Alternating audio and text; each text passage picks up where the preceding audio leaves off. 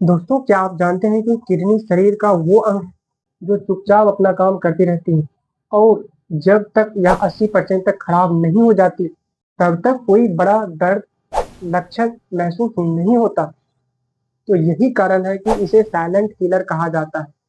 तो नमस्ते दोस्तों, मैं हूं रोशन, एक देसी नर्सिंग छात्र।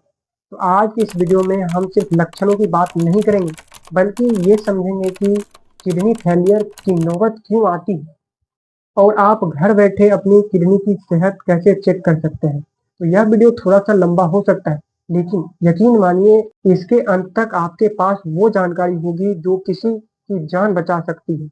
तो चैनल को सब्सक्राइब जरूर कर ले ताकि सेहत से जुड़ी ऐसी सटीक जानकारी आप तक पहुंच सके। तो लक्षणों से पहले यह जानिए कि किडनी करती क्या है।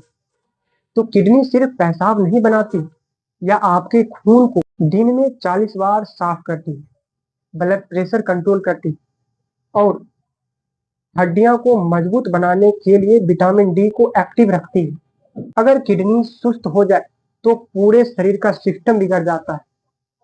तो दोस्तों, अब हम समझ लेते हैं किडनी खराब होने के 10 बड़े लक्षण और हम लक्षणों को बहुत ही विस्तार से समझेंगे। तो पहली लक्षण आती है चेहरों और पैरों पर सूजन यानी कि इडिमा।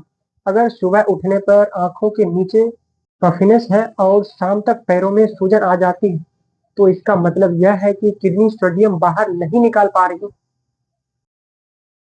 किडनी सोडियम को बाहर नहीं निकाल पा रही है। दूसरी पॉइंट आती है पेशाब में बदलाव यानी कि चेंजेस इन यूरिनेशन। पेशाब का बहुत ज्यादा आना, खासकर रात में, या बहुत कम आना, पेशाब में झाग आना आना बताता है कि आपके शरीर में प्रोटीन यानी कि एल्बुमिन लीक हो रही है। खून की कमी और कमजोरी। तो किडनी एक हार्मोन बनाती है जो कि इरिथ्रोपोएटिन, जो खून बनाता है। किडनी खराब होने पर खून कम हो जाता है और मरीज पीला पड़ने लगता है। और अगली पॉइंट आती है त्वचा में खुजली और सूखापन। जब खून में टॉक्सिन बढ़ जाते हैं तो स्किन पर भयंकर खुजली शुरू हो जाती है। अगली पॉइंट आती है सांस फूलना। फेफड़ों में पानी भरना शुरू हो जाता है क्योंकि किडनी एक्स्ट्रा पानी बाहर नहीं निकाल। अगली पॉइंट आती है मुंह का स्वाद बिगड़ना।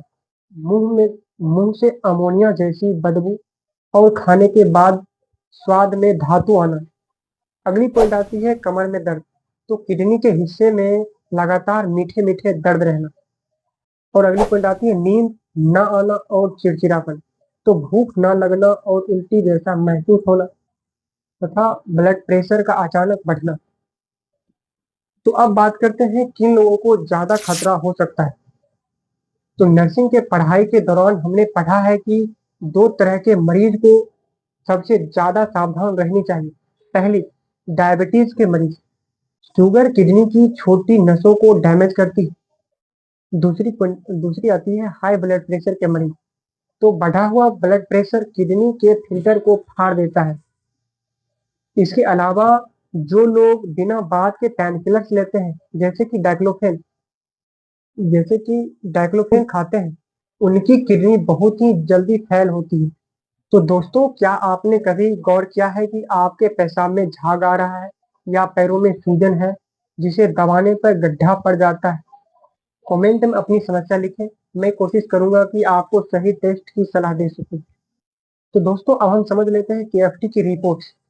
दोस्तों, अक्सर लोग केएफटी रिपोर्ट करवा तो लेते हैं, लेकिन उन्हें समझ नहीं आता कि उसमें लिखा क्या है। एक मेडिकल स्टूडेंट होने के नाते मैं आपको 3 ऐसी चीजें बता रहा हूँ जो आपको अपनी रिपोर्ट्स में तुरंत चेक करनी चाहिए। तो पहली पॉइंट आती है सीरम क्रिएटिनिन। यह सबसे जरूरी पॉइंट है। क्रिएटिनिन एक कचरा यानी कि वेस्ट है जिसे किडनी बाहर निकालती है। अगर आपकी रिपोर्ट्स में यह 0.7 से 1.3 mg पर डीएल से ज्यादा आ रही है तो समझ जाइए कि किडनी की छानने की क्षमता कम हो रही है। अगर यह 2 या 3 के पार है तो यह खतरे की घंटी है। दूसरी पॉइंट आती है ब्लड यूरिया नाइट्रोजन यानी कि BUN। तो यूरिया यूरिया भी एक वेस्ट प्रोडक्ट है। इसकी नॉर्मल वैल्यू यानी कि नॉर्मल रेंज 7 से 20 mg पर डीएल होने के बीच में होनी चाहिए। अगर यह बढ़ा हुआ है तो हो सकता है कि आपकी किडनी कमजोर हो रहा है। या आप पानी बहुत ही कम पी रहे हैं। और तीसरी पॉइंट आती है EGFR यानी कि एस्टिमेटेड ग्लोमुलर फिल्ट्रेशन रेट।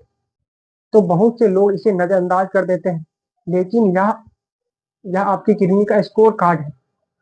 अगर आपको EGFR 90 से ऊपर है तो आपकी किडनी बेहतरीन काम कर रही है, लेकिन अगर यह 60 से नीचे चल रहा है तो इसका मतलब है कि आपकी किडनी की बीमारी यानी कि CKD शुरू हो चुकी है। तो मेरा सलाह है कि अगर आपकी रिपोर्ट्स में क्रिएटिनिन थोड़ा भी बढ़ा हुआ है तो डरे नहीं, बल्कि किसी नेफ्रोलॉजिस्ट यानी कि किडनी के डॉक्टर से मिले। कभी कभी जिम सप्लीमेंट या फिर डिहाइड्रेशन से भी यह ऊपर नीचे हो सकता है, लेकिन डॉक्टर ही आपको सही राय दे पाएंगे। तो इसमें बचाव के हम 3 काम की बात करेंगे।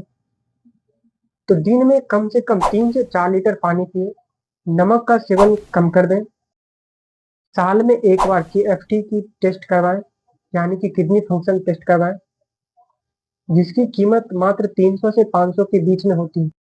याद रखिए, किडनी की बीमारी का इलाज महंगा है, लेकिन बचाव बहुत ही सस्ता है। तो अगर आप या आपके घर में कोई BP या फिर शुगर का मरीज है तो ये वीडियो उनके साथ आज ही शेयर करें। आपके एक शेयर से किसी की डायलिसिस रुक सकती है। तो मिलते हैं अगले वीडियो में, तब तक के लिए धन्यवाद। जय हिंद।